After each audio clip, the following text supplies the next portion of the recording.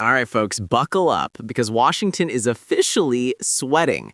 In this clip, CNN is scrambling to explain how the Epstein files, yes, those files the establishment has been dodging for years, are suddenly on track to drop within 30 days. And you can already feel the panic ripple through DC like someone turned the lights on in a room full of roaches. We've got senators backpedaling, the DOJ looking nervous, Democrats pretending they care about victims, and everyone tossing blame like a hot potato. So let's dive in, break this down, and I'll show you exactly why Washington is terrified that these files might actually become public.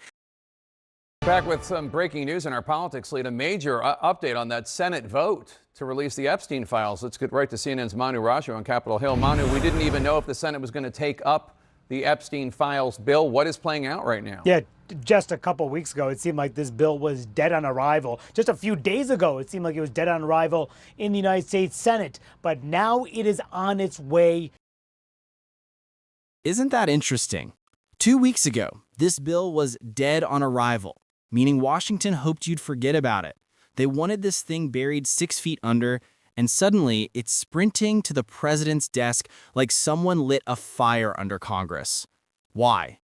Because the pressure got too big. The public wants answers. And more importantly, somebody in DC knows what's in those files and doesn't want to be the person holding the bag when they leak.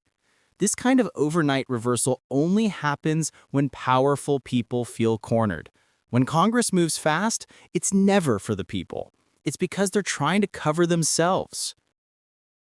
To the president's desk in a remarkable turnaround in an extremely fast move here. The Senate has essentially green-lighted this bill to be approved as soon as tonight and be sent to the president's desk. Now, essentially what happened was that in the aftermath of this House vote this afternoon, 427-1, just one member of the entire United States House voting against it. This is now on its way to the Senate. Now, there has not been a formal process. It has to be formally sent over to the United States Senate. That process was to take some time to get through the official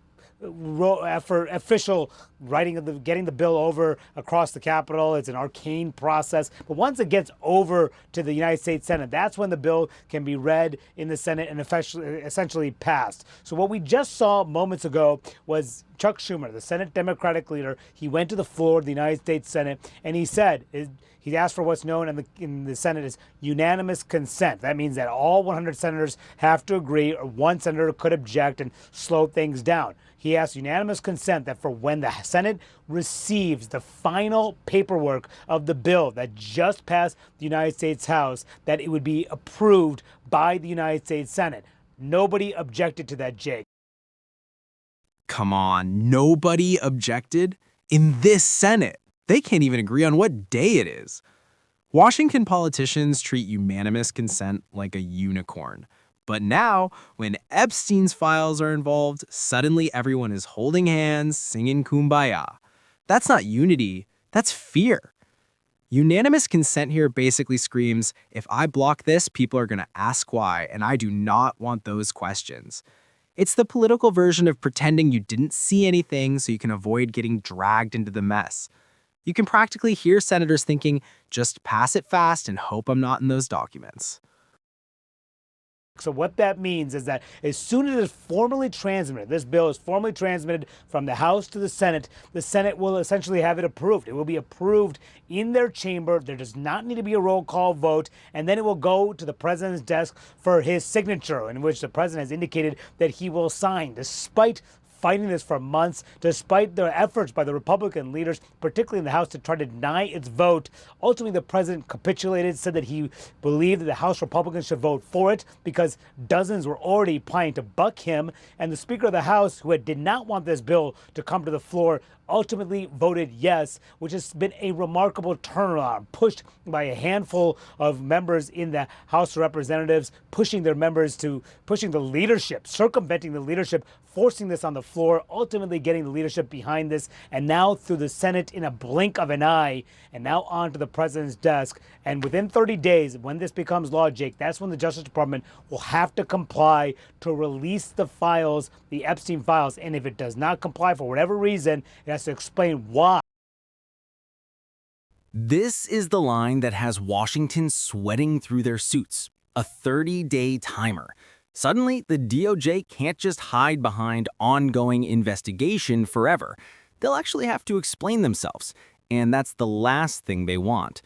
Because look, the DOJ has played gatekeeper on Epstein for years. They always find an excuse, but now they actually have to justify it. And you know what happens when bureaucrats have to justify anything? They start panicking like a teenager being asked where they were last night. This is why you're seeing the political establishment, left and right, scrambling to position themselves as the good guys. They know something explosive is in those files. Explain why, but right now a remarkable moment as the Senate greenlights passage of this bill that has dogged the House in particular over the last several months. Joining us now, Democratic Congressman of Illinois, Raja Krishnamurthy. He sits on the House Oversight and Intelligence Committees. Congressman, thanks very much for being here.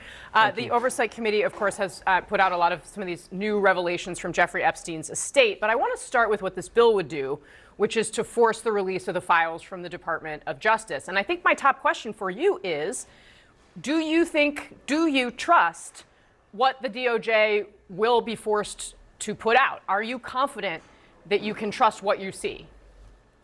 Not yet. I think that there's going to be a lot of pressure, however, from not only Democrats, but Republicans, members of the MAGA base, and others to release the files in full. One of the things I'm concerned about is an effort to maybe amend this particular bill to be able to have the greater ability to redact names and information, which I hear is an amendment that some Republicans want to do. And I think that will just invite monkey business. Now they're worried about monkey business? Buddy, we passed monkey business about 15 years ago when Epstein magically got a sweetheart deal and half the powerful elite pretended not to know him. This whole "we need more redactions" argument is the classic DC move. They talk transparency while holding a black Sharpie in both hands. The second you hear politicians say we need the ability to redact more names, you know what that really means. Protect the powerful, blur the names, hide the donors, save the careers. The American people don't want redactions. They want the truth unfiltered. And we can't have that. I think they should just take up the bill as it is, get it passed and signed into law, and then release the files. Do you, at this point, have reason to believe that there is more information in these files that DOJ has or in additional files from the Epstein estate about President Trump? I think so. Basically, some of the files that we have right now have emails, which you are well aware of, that make reference to certain aspects of Donald Trump and his relationship to Jeffrey Epstein, but we don't necessarily understand the context. And so we're left wondering, okay, well, what else is in the files that could explain that? But if I could just step back for a second, I think the real reason why this passed with such a huge vote in the House is because of the survivors and the victims of the child sex trafficking ring. On Monday, President Trump said that he would sign the Epstein bill if the Senate passes it. In the current legislation, Attorney General Pam Bondi has the right to withhold or redact any information that would, quote, jeopardize an active federal investigation or ongoing prosecution, unquote. Are you at all concerned that this vote might only be symbolic because President Trump last week ordered the Justice Department to investigate Epstein's ties with high-profile figures who are Democrats? I'm not only concerned because of that, of course, now they're going to use the "it's an open investigation" card to probably hold back material.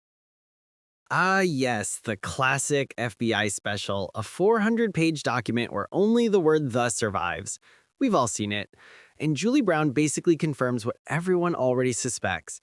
The DOJ has been protecting powerful names on both sides. Republicans, Democrats, celebrities, donors, all of them. This is where the panic kicks in. Both parties are already laying the groundwork for excuses. Oh, sorry guys, we couldn't show you anything because, active investigation, national security, open case. Our dog ate the evidence. It's amazing the government can send billions to Ukraine overnight, But when it comes to exposing child traffickers with political connections, suddenly everything takes a decade and a half.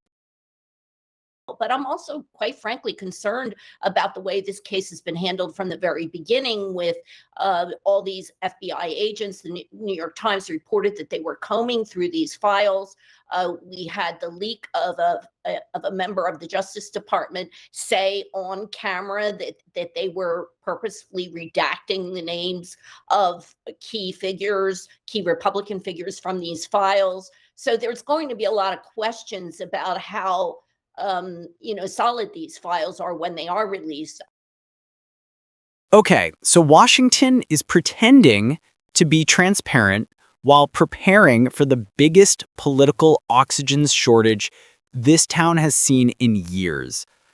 The Epstein files dropping within 30 days isn't just news, it's a threat to people who've avoided accountability for way too long.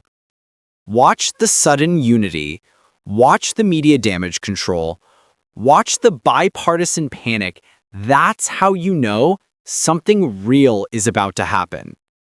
Let me know what you think is in those files and who in Washington is secretly sweating the most. Drop a comment, hit like, subscribe, and I'll see you in the next breakdown.